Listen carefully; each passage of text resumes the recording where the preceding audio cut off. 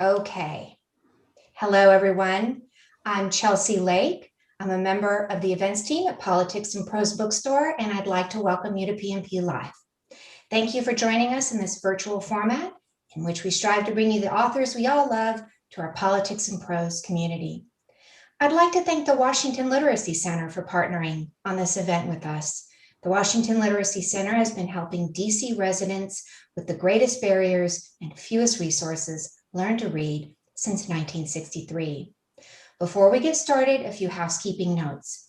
At any point during the event, you can click on the link that I'll be dropping in the chat to purchase Loving Before Loving, A Marriage in Black and White, and that'll be on the Politics and Prose website.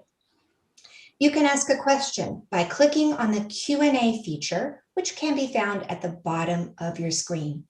We'll try to get to everyone's questions, but I apologize in advance if we don't have time to address yours. We are delighted to offer closed captioning for this event. Just click on the live transcript option at the bottom of your screen. Finally, thank you again for being here with us tonight. It is now my pleasure to introduce tonight's speakers. Joan Steinau Lester is an award-winning commentator, columnist, and author of critically acclaimed books, including Mama's Child and Black, White, Other. Her writing has appeared in such publications as USA Today, Los Angeles Times, San Francisco Chronicle, Chicago Tribune, Cosmopolitan, and Huffington Post. Lester will be in conversation with Dr. Beverly Daniel Tatum. Beverly Daniel Tatum is President Emerita of Spelman College. In 2014, she received the award for Outstanding Lifetime Contribution to Psychology, the highest honor presented by the American Psychological Association. She is the author of Why Are All the Black Kids Sitting Together in the Cafeteria? And Other Conversations About Race, and lives in Atlanta, Georgia. Please join me in welcoming them both to PNP Live. Ladies? Thank you so much, Chelsea. And I am delighted to be here with my longtime friend and colleague, Dr. Joan Steinau Lester. Joan, I know that you'd like to start our conversation by reading a little bit from your book, Loving Before Loving. So why don't we start with that? Thank you. And thank you to Beverly. And thank you to Politics and Prose Bookstore. This is really exciting to be here. So I'm going to read a short, 4.5-minute excerpt from my memoir. I'm going to read a section that starts on page 2 of the book. I have just met Julius Lester. It's 1962. We are both counselors at a camp, and it's the first day of camp. We are talking together out on the lawn by the dining room. How many times had I talked to a Negro man? When I'd worked in New Haven, my friend Eleanor Holmes, a law student, had often taken me to her Yale Law School dining hall. There I had stared at dark waiters in white gloves who stood silently in front of red velvet drapes covering the windows. It looks like the old South, I thought, though I dined with a Negro woman. How can you stand seeing them all lined up on the side of the room, I once asked Eleanor.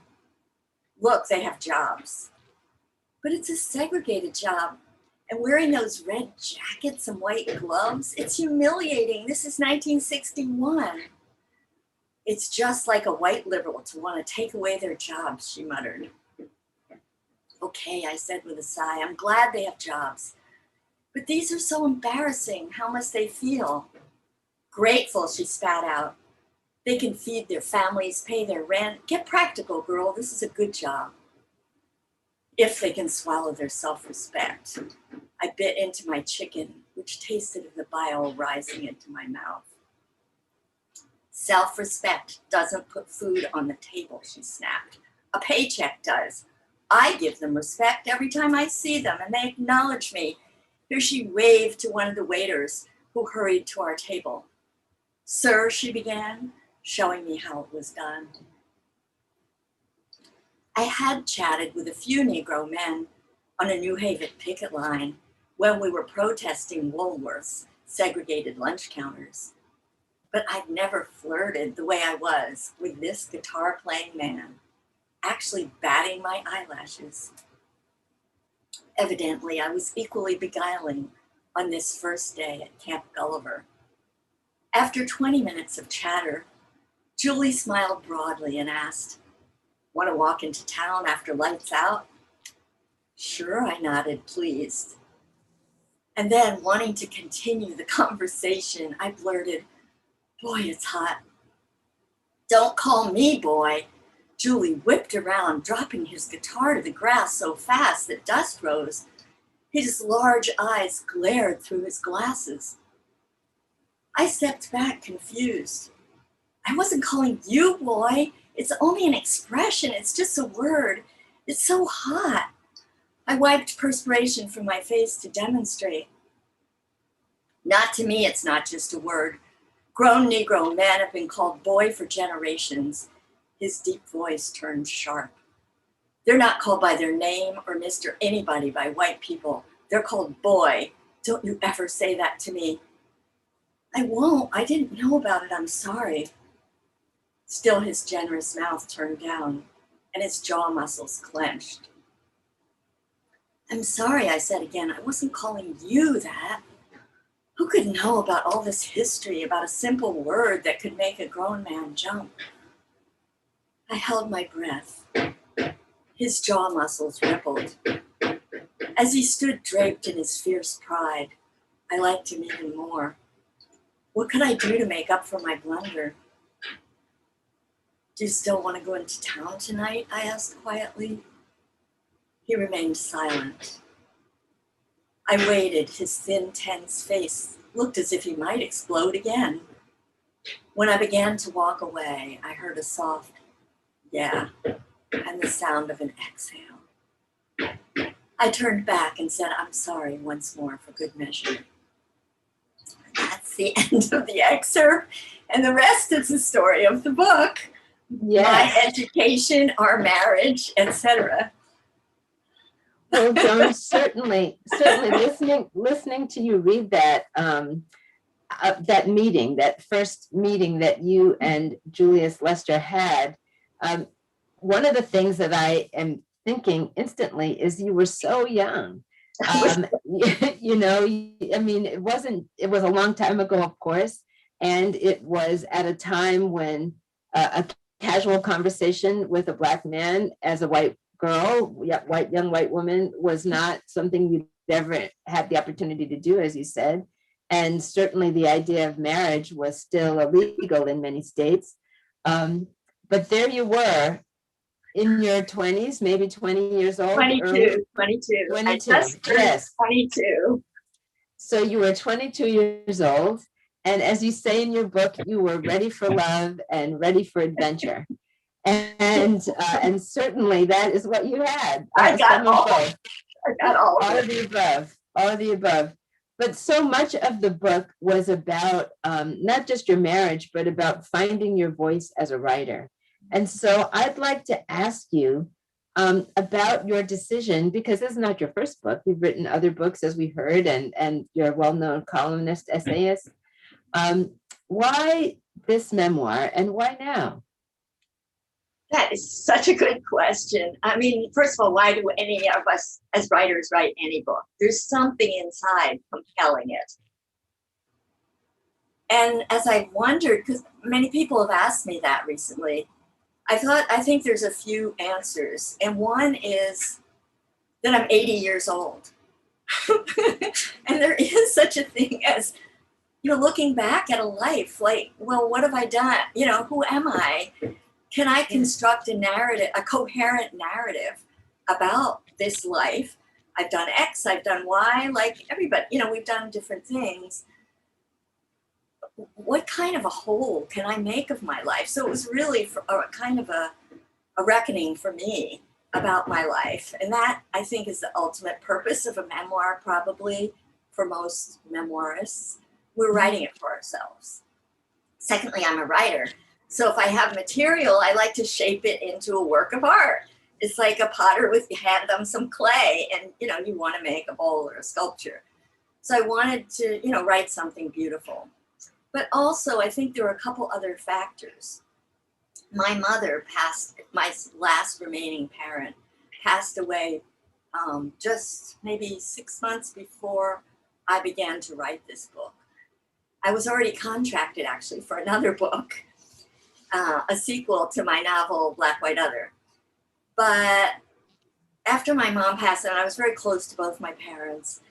I was kind of devastated. And I even said to a friend, I may not ever write again. But then I got this impulse to write a memoir. And I think part of it was the freedom one feels as a parentless person. And even though I had very loving parents, and there's nothing in this book that really they didn't necessarily know, or I don't think they would have judged me. They were always very proud of me. There's some kind of freedom about not having those parental figures that maybe, subconsciously we're always looking to. I don't know. I think it's more than coincidence that I began the book shortly after she passed, and I jettisoned the novel that I was supposedly writing and, undertook this. And the final thing is that I was deeply involved ever since 2014, I guess, cheering on and going to demonstrations about the Black Lives Matter movement. Mm-hmm. So I did feel that I had something contributed. It wasn't just for me that I wrote this book, but I felt that I did have something to contribute as a longtime anti-racist activist to the public conversation that was increasing during those years. Mm-hmm. Praise all beings. Well, you mentioned, the fact that at the time you started writing, your mom had passed, your father had passed previously. So, as you said, parentless. And they, of course, are part of this story. But there are other people who were still with us at the time that you were writing. I think of your children, Julius, who was alive at the time that you were writing. Eleanor, yes, Eleanor Holmes Norton, your close lifetime friend. And of course, your current partner, Carol. And so how was it for you to be writing about people who would, in fact, see what you had to say? Another great question. When I'm writing, I'm really in the zone. I don't know if you're a basketball fan, but I have become one in San Francisco, the Warriors. Hello. And Steph Curry is our big star. So when he plays, he's in the zone. And when I write, I'm in the zone. So I'm not really thinking about, which is great, about any other eyes on the material. So my goal was really to write, my truth. But at the same time, of course, I was aware that these other people were going to read it. And I had no desire to be injurious, to any of the people who were going to appear in the book. But at the same time, I was trying to tell a true story about what had happened to me. I did send every person who's in the book, Eleanor Holmes Norton, Julius, and of course, Carol, my wife, and everybody else who appeared. I sent the manuscript to very nervously. I really didn't know, for instance, how Eleanor, just the way I portrayed her there, and she's all through the book. And Julius, I had no idea how he was going to react. But everybody was very generous. And I do quote Julius in the acknowledgments of the book because he really gave his blessing before he passed, which was very meaningful to me. He read a late draft. So everybody, much to my amazement, was fine with it, except one person who appears in a very small scene. But nonetheless, I sent it to her, and she didn't remember the conversation I was referring to, and she asked me to change her name. So I did do that. Yeah. So I think everybody was okay with it. My kids don't like being written about. Julius wrote about them a lot. So I've made a point whenever I try to treat them very lightly in this book. It's not really so much, quote, about them and any of their issues, for instance, with being biracial or anything else. It's really me as their mother, because they're both very private people. no wonder with two writer parents. And so I've always made a point of changing their names. But everybody else's name, I think, in the book, is their real name. So it's always an issue for people. And I was very fortunate that I think everybody, Maxine Wolf, who's in there, other friends, I sent it to. People were fine with it. Yeah. I've read certainly accounts of other memoirists who've not had that experience. When you think back, one of the things you said right off at the beginning was that, you're 80 years old. You have had a lifetime, decades of being committed as an activist, as an anti-racist activist, as a social justice educator. But I am going back to those very early days. You just met Julius Lester, this Black man. You're very charismatic. You're falling in love, and you said something in your book very early on, which I think would be of interest even today for people who might be in cross-racial relationships, whether those are friendships or romantic relationships. But you said, I wondered how we could ever extricate ourselves from the weight of segregation and the history of human enslavement. That struggle in your relationship, even though you both loved each other very much, you married, and you write very eloquently about how devoted in many ways you were to each other. I just wonder whether the weight of that history, today we don't have legalized segregation, but people still live in very segregated communities, and certainly the history of human enslavement is still part of the American narrative. I just wonder what your thoughts are reflecting back on that today. I certainly did a lot of reflection about the marriage as I was writing the book, since that was the subject. Mm-hmm. And I think that the weight of racism and sexism both really weighed us down to the point where we couldn't extricate ourselves. We lasted 8 years. But Julius had so much pressure. This was the height of the civil rights movement. Eventually, it wasn't so much in '62 when we got together, but as he got more active in the later '60s and SNCC, he was full-time working with SNCC, and he published his first book, Look Out Whitey, Black Power is Gonna Get Your Mama, which got a huge amount of press and acclaim, because it was really the first book that laid out like kind of a Black Power doctrine. And he got a great New York Times review and so on. But a lot of his comrades in the civil rights movement would really come down on him hard a lot. Like, hey man, I don't think you should be married to a white woman. Like, talking Black and sleeping white was a huge slam on him. So he had a lot of pressure there. And then there was the sexism in the relationship, especially once we had children, as so often happens. Before that, we're two young intellectuals, we share books. I introduce him to W.E.B. Du Bois. He introduces me to Simone de Beauvoir. I mean, we really had a beautiful meeting of the minds and helped each other a lot with our thinking. But once we had children, as so often happens, guess what? All their care seemed to kind of naturally fall to me. And one of the lines right then in the Black liberation movement was, a woman's revolutionary duty is to stay home and raise little revolutionaries, while the man can be out making revolution, in maybe more exciting ways. So that was just, and I talk about that a lot in the book, the sexism. So I think both of those forces, aside from the fact that we were so young, we were also from very different class backgrounds. And unlike what the casual observer might think initially, he was from a much more middle class background than I was. I was from a more marginal working class / today we might call my parents hippies almost. They had kind of opted out of mainstream culture, and we didn't have much money.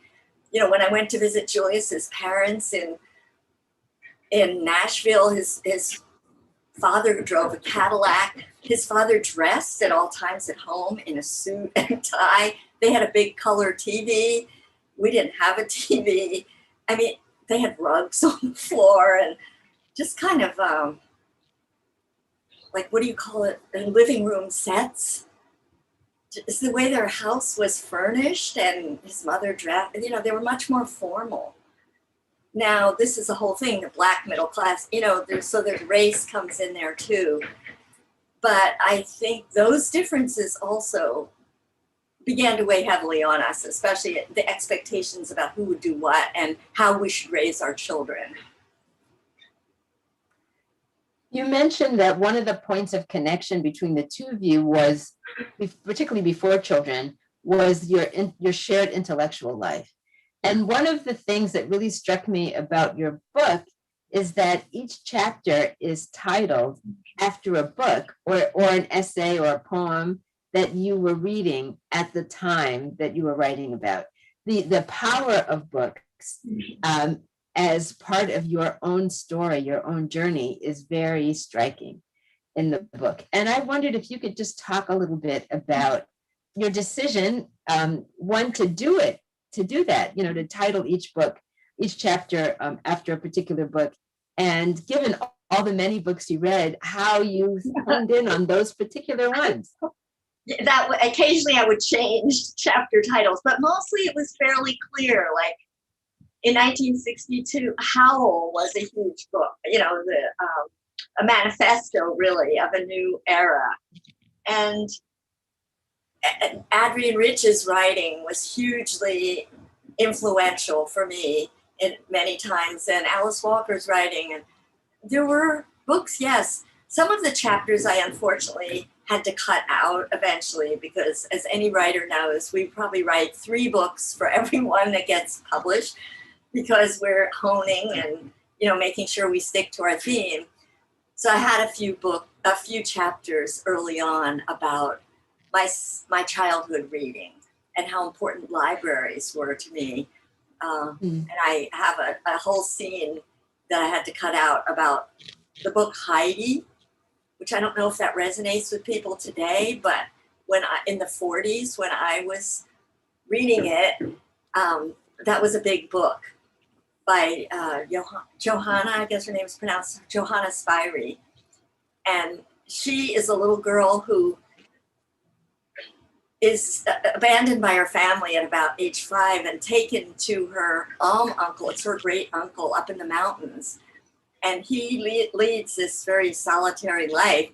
And she's let loose on the mountaintop with the goats. And I thought it was just a heavenly life. She strips down to her underwear and she doesn't have to go to school. And she's just a really kind of a wild child. That book totally entranced me. I must have read it 20 times. And from then on, I was just a voracious reader.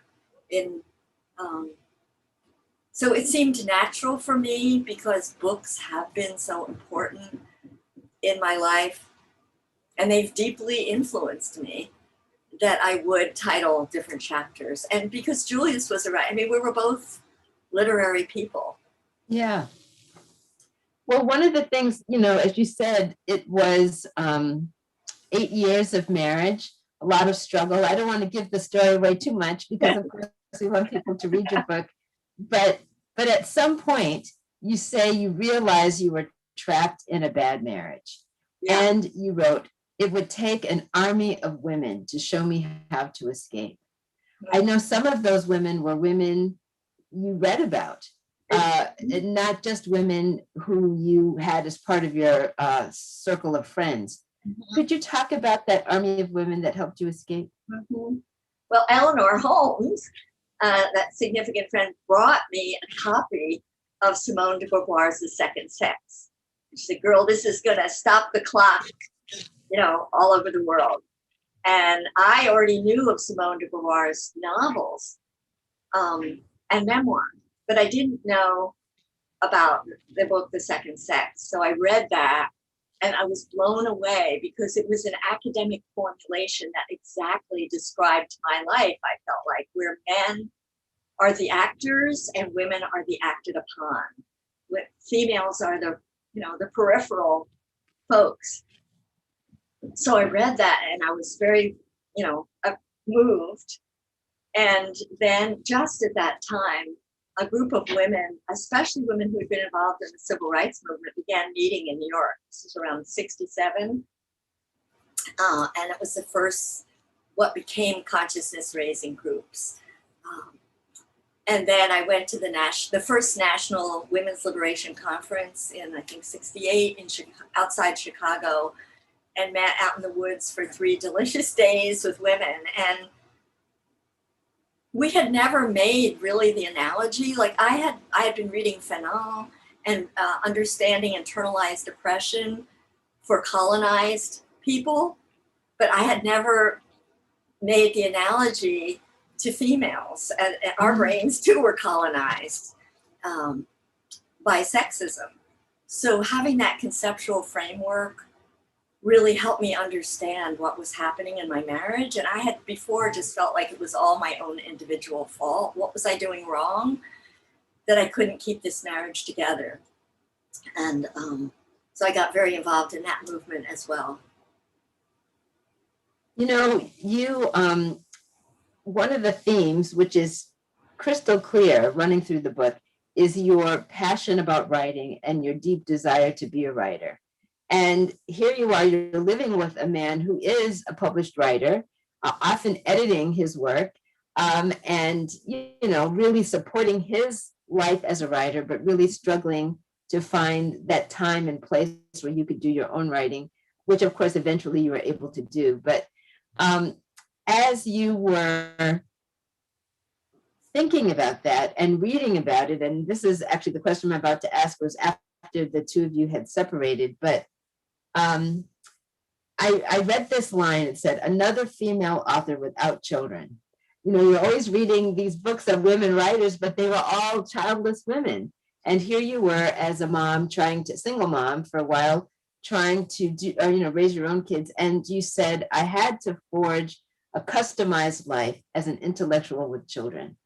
And when I was reading that, I was thinking not only about your current experience or your past experience, but I was also thinking about women in this current moment who had to leave the workforce because of the pandemic. Somebody had to stay home with those kids who were not going to school, but learning online, or, just the ways in which women's lives to a disproportionate degree have been disrupted by the events of the last year and months. And so I just wondered what advice you would have for women who are thinking, gosh,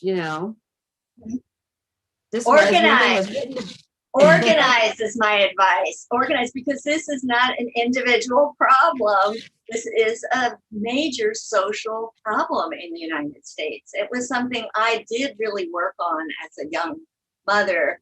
And while I was successful, and I talk about some of the other campaigns I kind of ran as a young woman, as a community organizer, I never got very far with this because I guess I didn't really know how to push the levers of power that we need.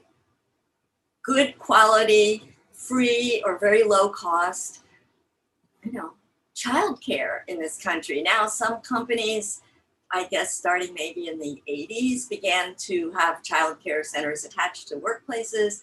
But we need some good, just like we need public health care, we need a good public system of child care for, starting with infants. I know so many people today, it's just a huge issue for young women and for some grandparents. I know a good friend of mine has had to leave her own work for 6 weeks to go and care for a baby grandchild because the nanny of her son and his wife's baby quit. So it's a huge social problem. So my best advice is, we all patch it together in very rickety ways, but organize. politically, because this is a big political issue for women and a huge part of women's liberation. When you think about organizing and, you know, the activism that you clearly invested in, at a certain point, you decided that you needed to be doing this work full time. And this is actually, you know, for the listening audience, you and I know each other, have known each other since 1983. And we met because we were living in the same geographic area. And I saw a sign that said Equity Institute, open house. And I read about Equity Institute, which was doing unlearning racism workshops in 1983. And I said, I need to find out more about these Equity Institute people. That's how we met. And I showed up at that open house back in the fall of 1983. Could you talk a little bit about what led you to that path-breaking work? Thank you. I remember that meeting when you came in the door and talked to us. What really led to the foundation of Equity Institute, which began in my living room and my Section 8 apartment in Amherst, was that my children were becoming young teens.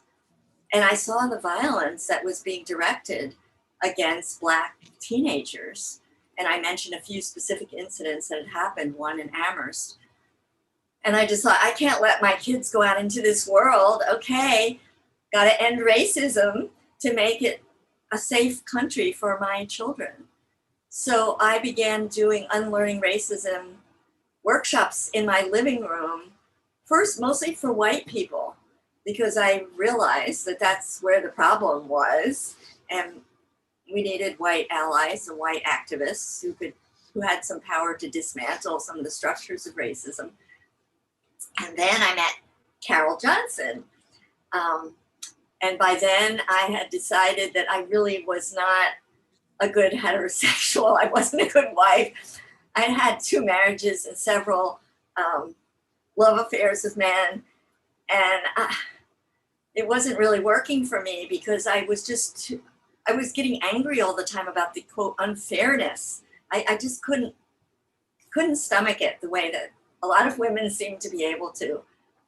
And I read Adrienne Rich's essay on compulsory heterosexuality and realized that we had been socialized, all of us, into compulsory heterosexuality, the same way most of us, say as white people, were socialized into, well, of course you only could have a white marriage partner.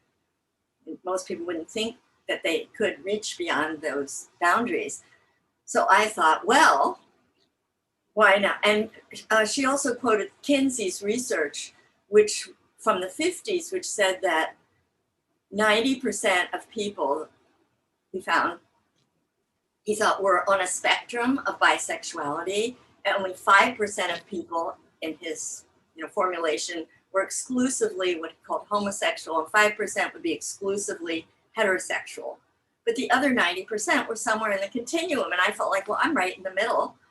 So I joined a softball team to meet lesbians. I thought there might be some lesbians on the softball team. Of course, I discovered by the end of the summer, I was the only straight woman on the team, but it took me a couple months to realize that. Anyway, I met this woman who was also doing anti-racism training. She was doing it for the government, which then had desegregation centers before Reagan dismantled them. And anyway, we became lovers and partners. I talk about that in the book. And then she said, can I join your, I don't think we called it an institute yet, your company, because I was just calling it Joan Lester's doctorate. I had just gotten my doctorate. So Dr. Joan Lester's Unlearning Racism Workshops. So she joined with me, and she knew a lot more than I did about nonprofits because she had already worked for one. And she was in the process of getting a law degree. So we formed a company and got some board members, which you ended up being one of our board members for years. Thank you. And we went around doing unlearning racism work for other nonprofits and then eventually for corporations and cities and police departments. And then we expanded to dismantling anti-Semitism, homophobia, sexism, and racism. Yeah. You know, when you when you talk about the way these things intertwined, the establishment of Equity Institute, the decision to, there's a great quote in your book. I have to read it because it just cracked me up when I did. When you were talking about making this decision to pursue a relationship with a woman, you said, "Why should I let my hormones lead me into calamity again? Maybe it's time to live more rationally.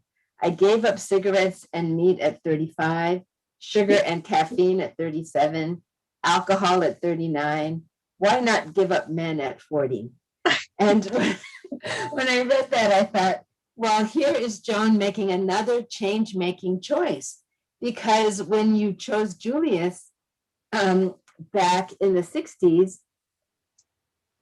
interracial marriage was illegal in many states, loving before loving, as you say in your title. And when you chose a female partner in 1981, same-sex marriage was not yet sanctioned by the Supreme Court. So you've been on the cutting edge of social change in lots of ways. Truly, the personal has been political. Looking back on that at 80, how does that seem to you? Seems like, wow, yeah, I was always out there. But fortunately, that choice really worked out. Carol and I are having our 40-year anniversary this year, and she has been the partner of my dreams with no sexism in the relationship. And she's equally committed as I am to social justice and to me and my writing and my children and our 3 now young adult grandchildren. She's just a wonderful partner. But yeah, a neighbor of mine read this book and she just loved it, as people are seeming to do. But she said, "Joan, you've had such a hard life." And I really thought about that. Yeah, I've made some difficult choices, but I really like the life I've had too. I mean, I just wasn't the kind of person that could have just kind of settled down as a wife of a man and led what, I don't know, back then seemed to me, I grew up in the 40s and the 50s, and I didn't see any models really of married women who looked like they were having that much fun. Yeah. Frankly. And I'm sure there were out there professional women and so on, but I didn't know about them. Well, in a moment, we're going to take questions from our audience. And I see that we've got at least one in the Q&A, so we'll investigate that. But before we do, I can't move us further along without acknowledging that tomorrow is the anniversary of the murder of George Floyd. And you, in the epilogue of the book, certainly reflect on that horrible event. And, but you still end on a hopeful note. You say that a new order is coming. And I just wonder, at this moment, whether you still think so. And if you do, how do you maintain your hopefulness? Thank you. Well, partly I think I don't know if I happen to have a buoyant spirit in general, and it's been another conscious choice of mine, what I focus on. But I do see the sustained movement of the Black Lives Matter movement, I believe, has touched every single corner of American life. I mean, the conversations are happening, everywhere. A neighbor of mine, who actually may be on this Zoom event, she said she might be, she and her husband they have 2 young daughters, have formed a parents group of white parents to work on anti-racism this whole year. And they're reading books, including, I want to give a shout out to Beverly's fabulous book, Why Are All the Black Kids Sitting Together in the Cafeteria? It's something I recommend a lot to people as the best single book about racism for white people. I think all these conversations are happening, and white people more and more are getting it. Okay, there really is structural. I mean, even the terminology that's being used now in government and by individuals all over the country. I think that we're at a moment where if we keep on keeping on, we have a chance for what some people like Reverend Barber is calling the third Reconstruction. Mm-hmm. You know, I live in Georgia, and you know, we once both lived in Massachusetts. You moved to California. I moved to Georgia, and here I am in Georgia, where the governor has recently basically asserted that there will be no teaching of critical race theory in the classroom in Georgia public schools. You know, this is his concern. And of course, we're hearing this echoed in other states, Texas and other places. And I am of the opinion that many people talking about critical race theory don't even know what it is. But having said that, how would you respond? On the one hand, people are getting it. And on the other hand, there is this pushback against that, saying, don't even talk about these issues in schools. You know, we are teaching kids, as one person said, you're teaching kids to, quote, hate America. What would your response to all of that be? Mine would be that there's always pushback to every gain. And Yes. when Equity Institute started and I was doing all these programs every week all over the country, it was white people were mad about affirmative action. You know, what about affirmative action for me? My family worked hard. We came from XYZ country. You know, we had nothing and we made it. You know, why can't people just make it on their own? So it was affirmative action. Then it was political correctness. Now it's critical race theory. I mean, the people that are resisting this change to a more inclusive, democratic society are always going to be pushing back on whatever the latest terminology is. So I don't pay it that much mind. I mean, what I do pay mind to is these horrible restrictive voting laws that obviously more organizing, more Stacey Abrams, more, you know, all the wonderful work that there are many wonderful voting rights groups out there now. And I say, you know, let's support them all and not worry about people, except when they have the power to shut down our curriculum. You know, we have to address it, but whatever our next terminology is, they're going to be mad about that because it's not the terminology they're mad about. They're mad about their loss of perceived power or their perceived loss of power. Yeah. Among the questions we've received, one of them is from someone who says, your old friend Julie from Portland, Oregon. So I don't know if that's going to register for you, but Say that again. Someone named Julie from Portland, Oregon, describing Julie as an old friend of yours, is asking a question similar to mine, actually, about what gives you hope, but also is asking, what would you say to your Black friends? You've talked a lot about the conversation to be had with white people, but as a white ally, as someone who sees herself and has a long history of that, you know, how do you stay in connection with your Black friends during this difficult time? That's a really good question. I do have probably 75%. I know it's noticed when Carol and I have birthday parties, around 75-80% of the people who come are African American. And I guess one thing is to acknowledge the trauma for our Black friends now, that seeing these trauma loops, you know, and just to acknowledge it and to say, I say to people sometimes and put an arm around their shoulder if that's appropriate, you know, I'm right by your side. You're not in this alone. To let people know that we see what's happening and we're not making it all better by just being here, but that you're not alone. And we understand, you know, the grief and the trauma. I mean, we don't understand in the sense of it happening to us, but that we're aware of it. Yes. Another listener is asking about your parents. You know, you were making choices that they probably didn't expect. Certainly, that was true when you decided to marry Julius Lester in the 1960s, still illegal, as we talked about. And so they're wondering, what kind of advice did they give you? You said they, always were proud of you. Earlier, you said that, but how did your relationship with your parents fluctuate as you were making these choices? Fluctuate is a good word there, because when I did tell, I was living with Julius in New York in our horrible basement apartment.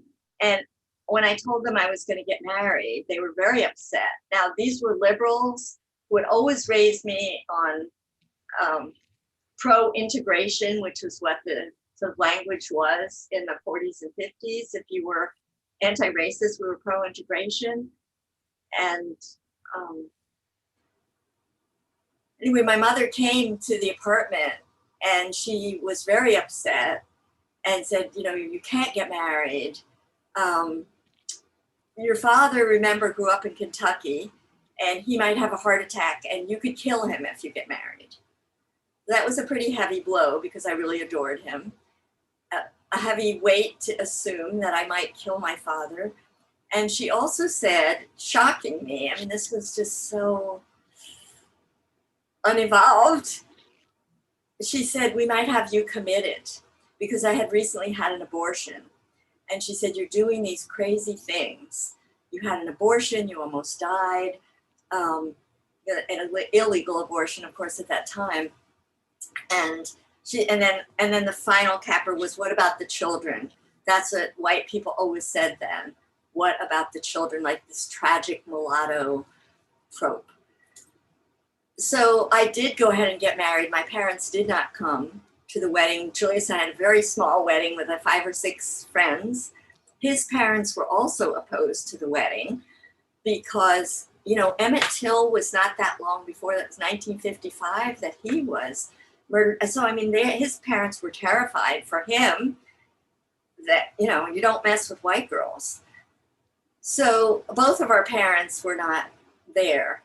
My parents did come around within about 6 months, and they became huge anti-racist activists. When Malcolm X's autobiography came out, they bought a whole case and gave it to friends, and then they started picketing the Klan and spent the rest of their lives as strong allies. But, that was a difficult moment. And especially, I think the worst was, I said, you can't commit me now. That's crazy. But I was afraid of that. And maybe at that point, that would have been grounds to commit me to a mental asylum. And secondly, I was afraid that my father would die, but he didn't.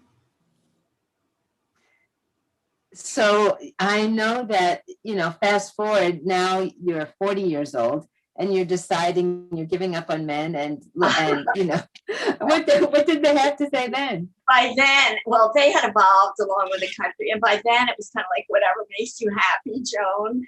And my sister was a lesbian. She had come out maybe decades before, when she was 20 or so. Yeah, I think by then they were just, they'd been through it with me, whatever makes you happy. And they met Carol and really, really liked her. And they could see that she was probably the most sane, solid partner I'd ever had. She had a job. And she was just, a sane, wonderful, reasonable person. And I think they really liked her. So I think by then, and actually my dad went with Carol and me, this must have been 81 or 82 in Northampton, to the first gay rights march. And that was when teachers were wearing paper bags over their heads. My dad was so afraid that we were all going to be killed. He was just shaking. He was almost in tears, but he marched with Carol and me in that parade. And then after that, they went to DC with us and, with signs, I'm a proud grandparent of lesbians and so on. So they became great allies. But yeah, I think that the time when I got married to Julius was kind of their low point. And that's interesting that race had that power to upend even, they always used to say, scratch a liberal and you'll find a conservative. And well, there you have it. I think it's interesting to think about the ways in which attitudes have changed, and yet these questions are still so relevant. And there are lessons, of course, in your book that are quite relevant to readers today, not just in terms of understanding how it was then, but even how it is now in the context of interpersonal relationships and systemic racism and sexism, as you write about, and homophobia for that matter. But I have another question, which I've been really eager to ask, and I know our time is running short. Your book ends with an epilogue, but before the epilogue, it kind of comes to closure with the publication of your first book. Very appropriately titled, some would say, Before Its Time, The Future of White Men and Other Diversity Dilemmas. And of course, that was a very exciting moment for you to be able to claim yourself now as the author of a book, and, you know, well received, much publicity. But leading up to that were all these books that influenced you, as we discussed. And, you know, in the years since that, I'm wondering what books have touched you since then, or even in the last year. You know, what would you say has been something that's moving you now? Oh, I read so many books in the last year, and something I did, which I've never done before, but a friend of mine always kept a list of books that she read, just so she could refer back and recommend them. And so I started, another friend gave me a lovely little book, and I have a page for each book I've read, and I give just a couple paragraphs, and I actually have my own star rating. So this year, some of my 5-star books were, I think maybe one of my very favorites was James McBride's Deacon King Kong. I didn't like the title, but I loved the book. It's a novel, just a very warm, he's just such a loving soul. And as an author, I mean, he wrote some people may know of him as the author of The Color of Water, a memoir about his own. He's an African-American man with a white mother and a black father. And it was a beautiful book. And this is just a wonderful novel. I also read a book called Conversations with Devorah, which was an old biography that I must have gotten secondhand years and years ago. It was on my shelf and I pulled it out. And it's a fascinating biography of a woman, a Jewish woman who was born in Lithuania in 1887 or something, and then she emigrated to Palestine. What's not only is her story is interesting, but the author had a very unusual structure. She imagined conversations with this woman whom she never met. The woman was 2 generations ahead of her in life. So I just thought the structure, one of the things as a writer you read for is interesting structures. So those were both, and I read the new edition of your book, because I had read the first one years ago. And then I read a few books for fun. And one I really want to recommend is called Dear Committee Members. It's a satire on academia. And it's absolutely hilarious. I mean, it's laugh out loud. I read it twice. And during this year when I was trying to keep from weeping, I loved reading, a comedy. So those are, 3 very different books that I would like to give a shout out to. Well, I know that we're almost at the end of our time, and I just want to ask you if there's anything I haven't asked you about that you really want your readers, this audience, to know. Well, one thing is, and I think this is a few sentences I'd like to say to white people, and that is about cross-racial friendships. Yes. Because a lot of white people, surprisingly, don't have any, really. Mm-hmm. And I've found in my life that probably more than all the books I've read and the theaters, plays I've seen and so on, what I've really learned about Black culture and Black life probably is friendships and hanging out in people's homes. and having dinner parties together and, just listening. And I think a lot of white people, all of us, are nervous sometimes. We're going to say the wrong thing. Like I was there when you said, what this year, how have I approached all the trauma for Black people? It's not always easy. And I wonder, did they even want me to say anything? Maybe it's better if I don't even bring up anything that could trigger pain. We don't always know with friends what to say, but I really want to encourage people, white people, to reach out, because it doesn't necessarily just happen, especially if you live in a segregated neighborhood and you're in a segregated job and you go to a segregated religious, experience. You have to make a conscious effort. But I think that's one way we're going to get through all this. Well, as you say that, certainly your friendship with Eleanor Holmes Norton comes through as a real touchstone throughout the book, and how important that was to you even before you met Julius, as someone who, opened a door to worlds you hadn't seen before. She took me in 1958 to her house in Washington, D.C., when we were in college, to her parents' house, which blew me away, just to be in the home of a Negro and see, oh my gosh, and that was another one, like Julius, they had all this antique furniture and stuff, and it's like, oh wow, it's not just like a little hovel, which is kind of, I think, probably subliminally how in the 50s I had pictured Black homes, these little hovels. Wasn't at all. And her sister was at Columbia Teachers College. So opening those beyond the stereotypes, moving beyond the stereotypes was very, very important. And there will be moments where you'll blow it, and oh well, most people are very forgiving. As you call them, cringeworthy moments, but we can move past them. It's possible to move past them. I know that it's time for me to turn the podium back to our host at Politics and Prose. But Joan, I want to thank you for sharing this time with me, and congratulations on a wonderful memoir. Thank you, Beverly. Thank you so much. This was so much fun. Thank you. Well, I think I speak for everybody when I say I wish we had another hour. This has been a riveting conversation.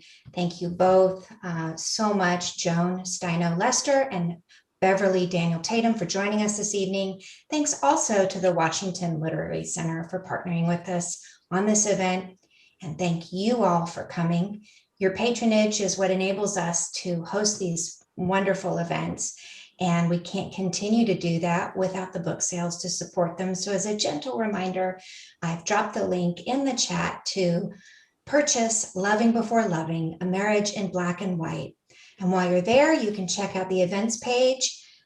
We hope to see you at another event soon. In the meantime, stay well, everyone, and stay well read. Thank you.